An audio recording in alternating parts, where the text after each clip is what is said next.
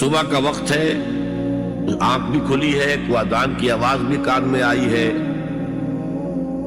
آپ کا نفس کہتا ہے ابھی سو جی۔ آپ نے اپنی چادر یا کمبل کو درست کیا اور کروٹ لیا، سو گئے۔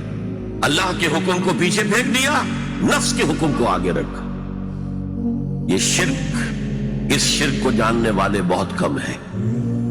مولانا روم نے خوب کہا تھا، میرا نفس بھی فرعون سے کم نہیں ہے۔ وہ کہتا یہ جسم میرا ہے، اس پر میرا حکم چلے گا، میں نہیں جانتا کون اللہ کون رسول، کیا حرام کیا حلال۔